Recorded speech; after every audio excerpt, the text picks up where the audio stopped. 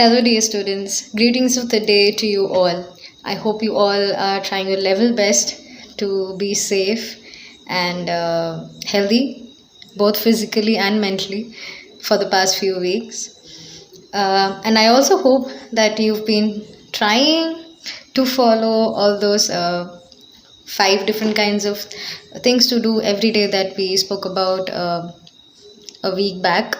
And I also hope that I encourage you to try to keep them on, keep them going if you're trying. And if you've not started yet, it's never too late. You can start even now. And also, the activity that we did, it's going to be very useful whenever you've been sitting for a long time, or whenever you just get reminded you're feeling too tired.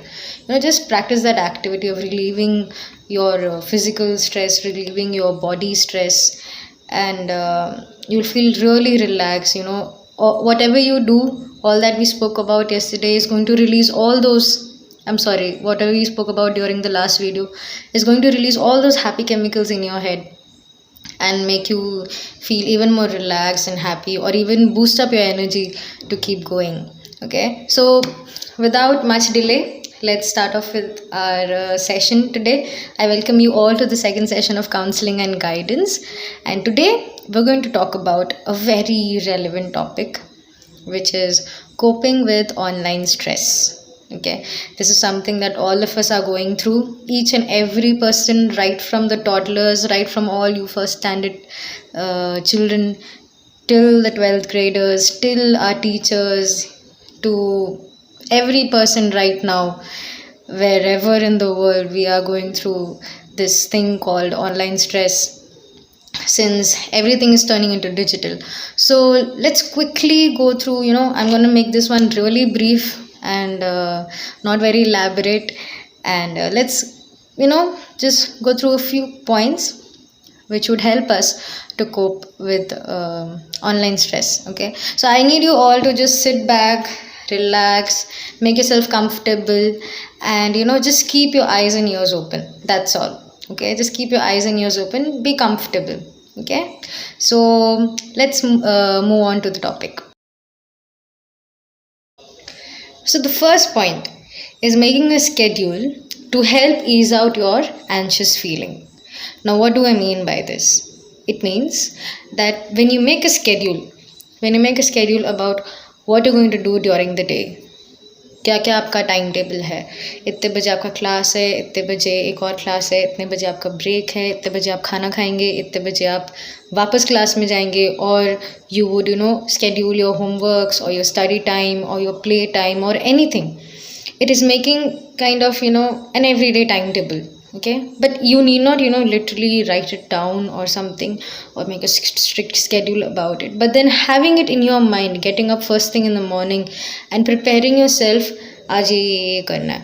So when you do that, when you make a mental note or when you make a schedule, you can write it down if you want, what and all you have to do during the day, the kind of tasks you have to complete during the day. So making a schedule reduces your anxiety. Now, anxiety is something that all of us are going through, every one of us, right from the kids till the parents, even our administration, everybody everywhere is going through a very critical, tension, panic faced situation right now. So when your brain is prepared, it's like preparing your brain for what is coming ahead. When your brain is prepared, your brain knows, हाँ आज ये काम करना है. So when when your head knows, when your brain knows that these are the things that you're going to do today, it's not gonna put you into that panic state, or it's not going to put you in a shock state when you do any tasks. Okay, because just a small example would be, it's a normal day and suddenly you get a very shocking news. What happens? You were never prepared for it, right? You react in that panic way, you react with anxiety, because you were not prepared for it. Your brain was not prepared for it. So making a schedule prepares yourself as well as your brain, lets them know that these are the works we need to do today. So you better keep up with it, we need to finish it today itself. So this is what happens when you make a schedule. So making a schedule really plays a major role in reducing your anxiety, something that all of us are going through right now. The second point is having a workspace or a study space which is not on bed. Okay, choosing a place that motivates you to work and keeps you away from distractions. What happens when you sit on the bed and study? Or what happens when you are attending a class, or trying to read or trying to learn by lying on the bed, or just merely sitting on the bed? So you will notice that within half an hour or within 40 minutes, you will automatically start leaning, and then you will lay on your stomach and study, and then you would lie down and study, then you would put a pillow to support your back and study. So dhire you will go into the transition phase of literally lying down and finally getting exhausted and sleeping off. So that happens because bed is meant to sleep. Bed is meant to be a place where you which is for resting. That's how it's been going all this time. So when you use that place to do something like studying, it doesn't let you do it. Your brain just cannot process that fact, because that when you automatically hit the bed, or when you automatically hit the pillow, or when you're just lying down, that is meant to relax you. Okay, so choose a place which is away from the bed, or away from the place where you would usually use for resting. Okay, so that will help you concentrate on what you're doing better.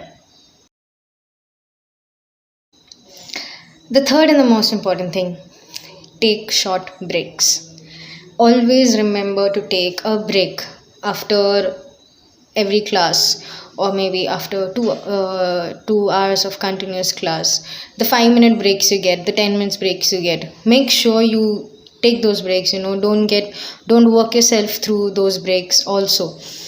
And one of the important thing that can help you take a break right now is, we all have smartphones, yeah. And there's this app called digital well-being app. Some of the phones will already have an inbuilt application. When you go to settings of your phone, just scroll through the settings, and you would find a thing called digital well-being app. Okay, or if it's not in your phone, just go to the Play Store or any store and download it. And what that app helps you do is, suppose I have set a reminder that I am going to use YouTube in a day for 2 hours. So whenever I'm using YouTube in a day for 2 hours, as soon as the 2 hours is complete, I get a reminder that your 2 hours is complete. Do you want to take a break, or do you want to dismiss the notification? You can dismiss the notification, but I would advise you to take that break. What happens after those 2 hours are done? Your YouTube automatically gets disabled. You cannot use the YouTube anymore, or you cannot open it anymore, because it has crossed the time limit. But that's not for permanent. You can dismiss the notification and start using it again if it's really urgent work. But this is just one thing. And there's also a thing called bedtime reminder, which tries to limit the activity of your phone. That app, when you open the app, it tells you how much you've used, how much activity has happened in your phone, where and all you've used today. Most of the time, suppose WhatsApp 90%, Gmail 5%, and Caller another 3%. So it gives you a graph, so that it tells you the number of hours you use a particular application. So it keeps us mindful about how much we are using what kind of apps, and helps us control our activity, and helps you take a break. So since all of us are going digital, this is one very helpful thing that came up digitally too, to help you take a break from the digital world. So make sure you try this app. It's called the digital well-being app. It will really be of great help. Fourth point: talk to people. Make sure you make time for your family and for your friends, for your colleagues. This can also be, this was one of the 5 things that we spoke about during the previous session. So talking and spending time with your family, with your friends, with your colleagues can really help you cope, de-stress you, can really help the stress flow down of your head after a long day, or after hours of class, or after doing lots of activities. You children know it better than me how amazing it is. Like it's like the best time of the day when you finally call your best friend or your buddy, and then you talk about what and all happened during the class, or what and all you want did the whole day. So continue that, do that every day. Set that time where you talk about it, talk about where you talk to your family or your friends. Very, very important, and helps you, it automatically de-stresses you very effectively. The fifth point, do not multitask too much. Multitasking is a very good quality, or something that keeps us productive and active, and it's considered to be very essential. Okay, I understand that and I completely agree with it, but too much of anything, too much of whatever or anything is not good. It's not at all good for you, for your health, both physically and mentally. Learn to do things one at a time. Okay, learn to take things one at a time. When you can multitask, you do it. Maybe you're running three things at a time, or maybe you're trying to do two things at a time simultaneously. um, all our parents are masters in multitasking. All of us know that our moms and dads can do a number of things at a go. But know when it's getting too much for you. Know when you want to take a break. Your brain tells you, you feel it from the inside that you just cannot do it anymore, and it is nothing wrong in sitting down for a while, or drinking a glass of water, or having a cup of hot tea, just to relax, just to re-energize yourself to continue with your task. So know when is the time to stop, when you cannot, and take that break. Give yourself that time. And when things become too much for you, take it one at a time, one step at a time, small baby steps at a time, because that is also progress, that is also going on. When you can multitask, do it, but don't let it overburden you, or don't let it overwhelm you, or don't let it be too much for you. Okay, so when it's too much, try to make it one step at a time, or one thing at a time. The sixth point is prioritizing finishing your tasks. Okay, now these tasks include both difficult and easy tasks. So, some of us, what we do, we first do the easy tasks and then do the difficult ones. क्योंकि easy आराम से हो जाएगा, then you get more motivated to do the difficult tasks, or you get the energy to do the difficult tasks. And what the other half of us usually do is first taking up the difficult one. पहले सबसे मुश्किल वाली चीज़ उठाएंगे, इसको पहले यार ख़त्म करके बस छोड़ देते हैं, पहले इसको ख़त्म करते हैं. You take up the difficult ones, you try to do that first, and then you are like, wow, now I'm free and gone, and now I can do the easy task. उसको हम आराम से कर लेते हैं. Okay, so this is what most of us do, and हमारे लिए जो helpful है, which helps us complete all the tasks, whatever is useful and works for you, do that. Great. One thing that came up while I was studying on this thing was a combination of both makes is more effective in terms of completing a task. I'll explain you how. So first, suppose we have 7 tasks to do today. Okay, तो पहले हम क्या करते हैं, we take up 3 easy tasks. First you start with doing 3 easy tasks. Now once you've finished, because they're easy, you're able to do it in less time and more efficiently. Okay, वो फटाफट हो जाता है. And then you have your brain is rushed with dopamine. Dopamine is the chemical that releases in your brain when you have achieved something, which keeps you excited, which gives you the push to keep going on. Especially athletes and all, when you are in the sports field, it's the dopamine rush that keeps you going, keeps you achieving. Dopamine is released when you have won something, or when you are doing something really exciting and risky. So when you've completed the three easy tasks, your brain is now fully energized and motivated to do whatever comes next. Okay, because you have made your brain realize that your brain is capable of doing all these three tasks. So your brain is in more energy. So what do you do at that time? After those three easy tasks, you take up one difficult task. Okay, one difficult task, and you will see that you will be able to do that, complete that difficult task as well. And once you complete that difficult task, which is a very big achievement, reward your brain. Okay, reward yourself with doing two more easy tasks. Okay, and keep repeating this cycle. Easy task, three easy tasks, one difficult task, and then followed by two easy tasks because you completed the difficult task. So keep going. It's like a cycle. It's like a cycle. You make a list, you do the easy task, then you do the one difficult one, and then you do another easy one. It keeps going on like that. Now this has seemed to be very effective. But what and all has been helping for you so far, you can continue with that, but you can also try this. And this has also seen to relieve your work stress as well.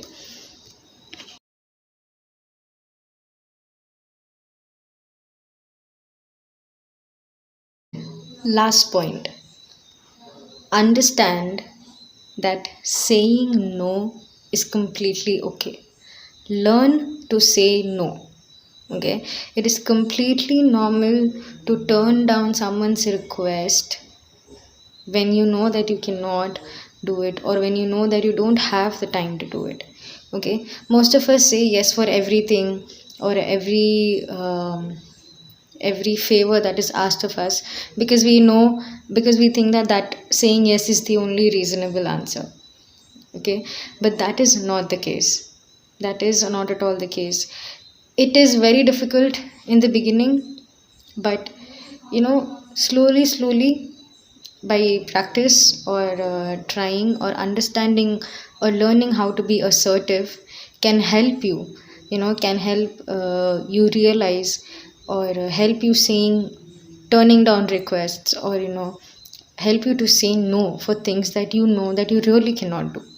Okay, this doesn't mean that you should not help anyone, or you should not be there for anyone. Do it when you can, but there is a point when you know that you also have reached your saturation point, when you just cannot, you need a break, you need to tone down.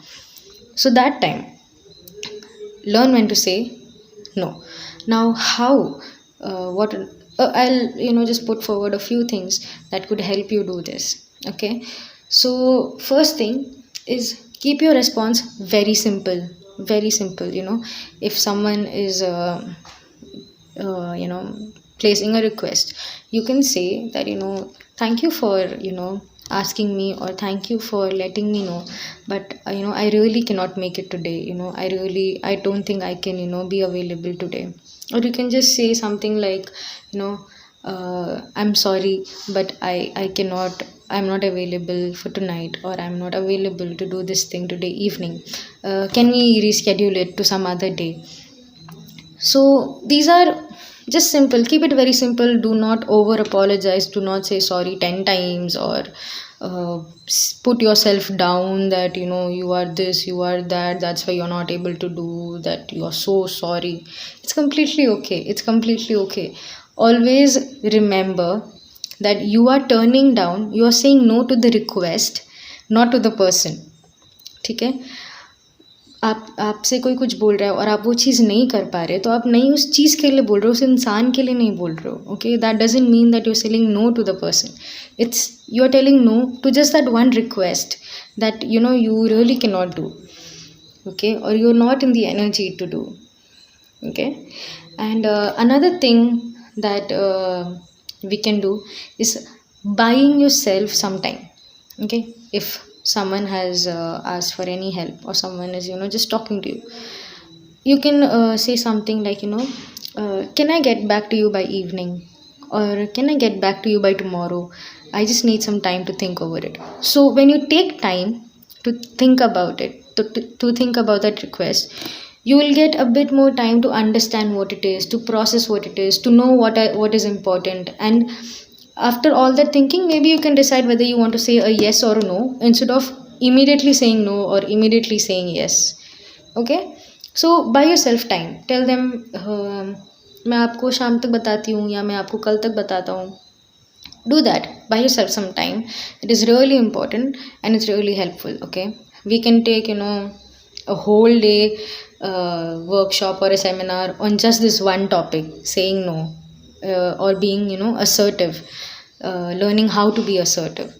So try to practice this and know when you cannot, and there's nothing wrong in saying no and making time for yourself, because saying yes to the other person means that you're telling no to yourself. Okay, so take care of yourself first, know what when you can and when you cannot, and do accordingly. So these were the 7 points that we discussed today. Making a schedule, having a study space which is not on your bed, taking short breaks, talking to people, do not multitask too much, do always prioritize your difficult and easy tasks, and learn to say no. Okay, so these are 7 tips which will help you coping with online stress, the kind of situation all of us are stuck in right now.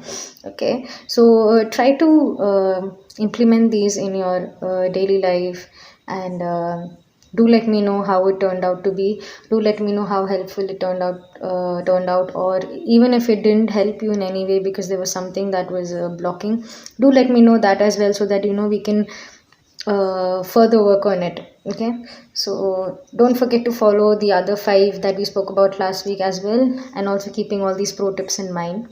Learn to relax, do your nature time, do your me time, do your family time, everything. Okay, try to do all these things. It's going to make you really happy and help you deal with the situation in a better way, get through where we are in a better way. Okay, so feel free to write to me as well, whatever you want to say, whatever you want to share, even if it's about all that we've been speaking about, or anything that you would further want me to talk about. Okay, you can write to me, you can mail me anytime. I'd be regularly checking my mails, so feel free to reach out and write to me. And see you next week. God bless you all. Stay safe and healthy. God bless you, dear students. Bye bye.